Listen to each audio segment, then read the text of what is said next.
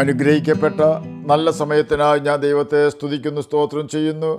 ദൈവവചനം ശ്രവിച്ചുകൊണ്ടിരിക്കുന്ന എല്ലാ ദൈവമക്കൾക്കും വീണ്ടും വരാമെന്ന് അരുളി ചെയ്തവനായ കർത്താവായ യേശു ക്രിസ്തുവിൻ്റെ ധന്യനാമത്തിൽ ഞാൻ എൻ്റെ സ്നേഹവന്ദനം അറിയിക്കുന്നു. ഇന്നത്തെ അല്പസമയത്തെ ചിന്തയ്ക്കായി 14-ാം സങ്കീർത്തനം 2-ാം വാക്യം നമുക്ക് വായിക്കാം. ദൈവത്തെ അന്വേഷിക്കുന്ന ബുദ്ധിമാനുണ്ടോ എന്ന് കാണുവാൻ യഹോവ സ്വർഗത്തിൽ നിന്ന് മനുഷ്യപുത്രന്മാരെ നോക്കുന്നു. അനുഗ്രഹിക്കപ്പെട്ട ഒരു വേദവാക്യമാണ് നാം കേട്ടത്.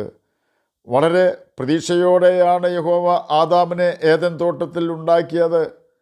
ആദാമിനെ സൃഷ്ടിച്ചതിന് ശേഷം എത്ര കാലം കഴിഞ്ഞിട്ടാണ് ഹവ്വായെ ദൈവം സൃഷ്ടിച്ചതെന്ന് നമുക്കറിയില്ല.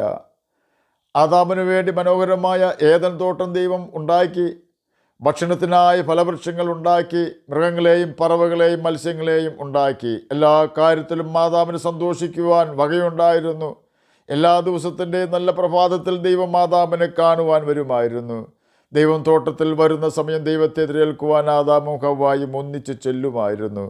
ആദാം ഹവ്വ ദമ്പതിമാരുടെ കൂടെ ദൈവം അവരോടൊപ്പം സന്തോഷിക്കുമായിരുന്നു. എന്നാൽ സാഹചര്യങ്ങളെല്ലാം മാറി മറിഞ്ഞത് പെട്ടെന്നായിരുന്നു.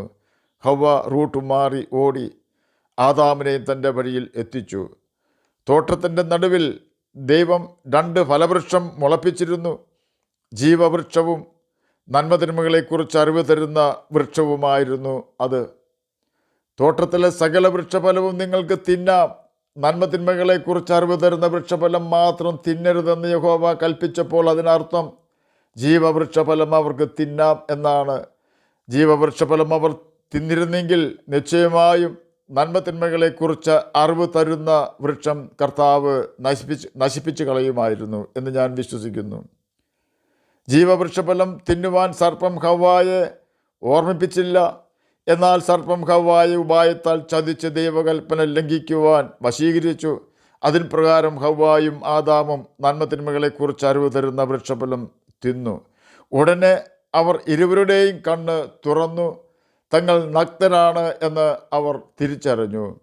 ദൈവം പതിവ് പോലെ അന്നും ഏദൻ തോട്ടത്തിൽ വന്നു. മറ്റു ദിവസത്തെ പോലെ അല്ലായിരുന്നു ആദാമിനും ഹവ്വായ്ക്കും ആ ദിവസം. ഇന്ന് ദൈവത്തെ നേരിടുവാൻ കഴിയാതെ അവർ ഒളിക്കുന്നു. സ്നേഹവാനായ ദൈവം ആദാമേ നീ എവിടെയെന്ന് ആദാമിനെ വിളിച്ചില്ലായിരുന്നുവെങ്കിൽ ഒരിക്കലും ആദാമിനെ യഹോവയെ കാണുവാൻ കഴിയുമായിരുന്നില്ല. കാരണം ആദാം ചെയ്ത ലംഘനം ദൈവത്തെയും ആദാമിനെയും തമ്മിൽ വേർതിരിച്ചു. എന്നാൽ നീതിമാനായ ദൈവം മനുഷ്യനോട് കരുണ കാണിച്ച് തൻ്റെ ഓമന പുത്രനെ യാഗമാക്കുവാൻ ഭൂമിയിലേക്ക് അയച്ചു.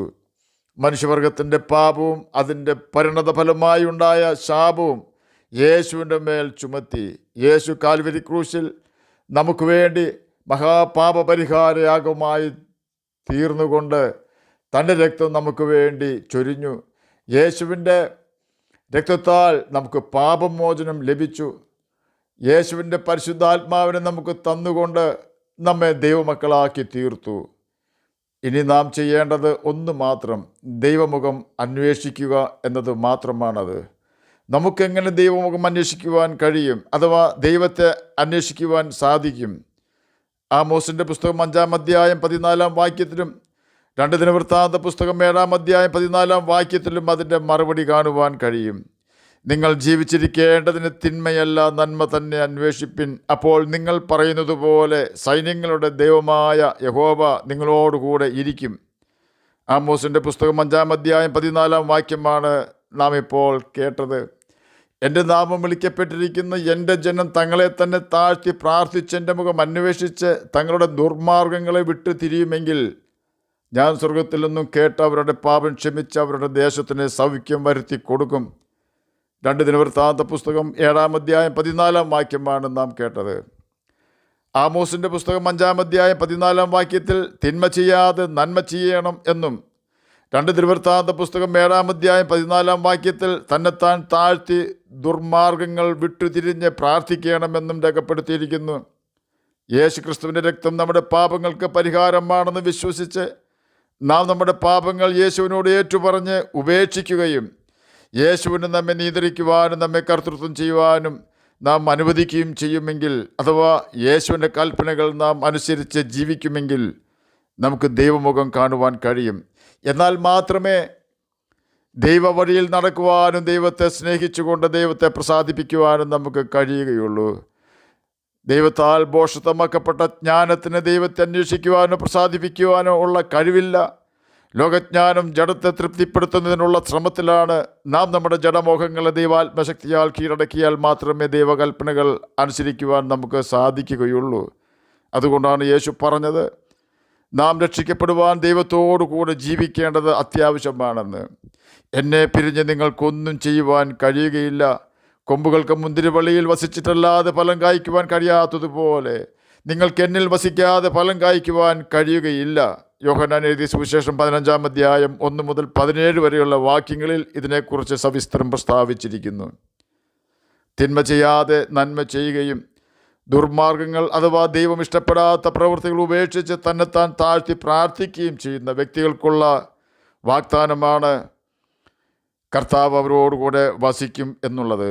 അവർക്ക് പാപക്ഷമയും സൗഖ്യവും കർത്താവായ യേശു ക്രിസ്തു നൽകുകയും ചെയ്യും. അതും കർത്താവിൻ്റെ ഒരു വാഗ്ദാനമാണ്.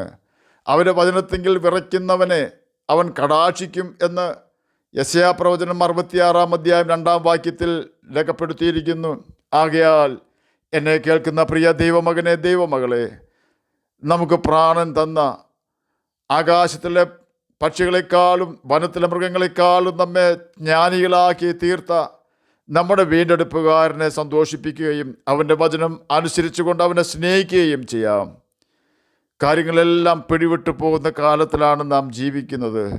മനുഷ്യൻ്റെ സമ്പത്തിനോ ജ്ഞാനത്തിനോ മനുഷ്യനെ രക്ഷിക്കുവാൻ കഴിയുകയില്ല എന്ന് തെളിഞ്ഞുകൊണ്ടിരിക്കുകയാണ്. ആകയാൽ നമ്മെ താങ്ങുവാനും കരുതുവാനും കഴിവുള്ള കർത്താവിൻ്റെ അടുക്കിലേക്ക് നമുക്ക് ഓടിച്ചെല്ലാം. അവൻ നമുക്കായി കരുതുന്നു. ആകയാൽ നമ്മുടെ സകല ചിന്താകളും അവൻ്റെ മേൽ നമുക്ക് വയ്ക്കാം. നാം ആരോടും കയ്പായിരിക്കുന്നില്ല എന്നും നമ്മുടെ കർത്താവ് നമ്മുടെ വാക്കുകളിലും പ്രവൃത്തികളിലും പ്രസാദിക്കുന്നുണ്ടെന്നും ഉറപ്പുവരുത്തി അവൻ്റെ കൽപ്പനകൾ പ്രമാണിച്ചുകൊണ്ട് നമുക്ക് ജീവിക്കുകയും നിത്യജീവനാവകാശികളായി തീരുകയും ചെയ്യാം. അതിന് കർത്താവ് നമ്മെ സഹായിക്കട്ടെ എന്ന് പ്രാർത്ഥിച്ചുകൊണ്ട് ഞാൻ എൻ്റെ വാക്കുകളിൽ നിന്ന് വിരമിക്കുന്നു. നമുക്ക് പ്രാർത്ഥിക്കാം. ഞങ്ങളെ സ്നേഹിക്കുന്ന സ്വർഗീയ പിതാവേ, നല്ല വചനത്തിനായി അങ്ങയെ സ്തുതിക്കുന്നു, സ്തോത്രം ചെയ്യുന്നു. എന്നെ കേൾക്കുന്ന ഏതെങ്കിലും പ്രിയപ്പെട്ടവർ സ്വസ്ഥതയില്ലാതെ ആയിരിക്കുന്നെങ്കിൽ അങ്ങ് അവർക്ക് സ്വസ്ഥത കൊടുക്കണമേ. അങ്ങയുടെ വചനം പ്രമാണിച്ചുകൊണ്ട് ഈ ഭൂമിയിൽ ജ്യോതിഷികളെപ്പോലെ തിളങ്ങുവാനും നിത്യജീവനാവകാശികളായി തീരുവാനും അടിയനെ കേൾക്കുന്ന അങ്ങയുടെ കുഞ്ഞുങ്ങളെ സഹായിക്കണമേ. ജോലിയില്ലാത്തവർക്ക് ജോലി കൊടുക്കണമേ. സ്വന്തമായി വീടില്ലാത്തവർക്ക് സ്ഥലവും വീടും കൊടുത്ത് സഹായിക്കണമെന്ന് അടിയൻ പ്രാർത്ഥിക്കുന്നു. പ്രാർത്ഥന കേട്ടതിനായി സ്തോത്രം, യേശുവിൻ്റെ നാമത്തിൽ തന്നെ ആമേൻ. കർത്താവ് എല്ലാവരെയും അനുഗ്രഹിക്കട്ടെ. സ്തോത്രം.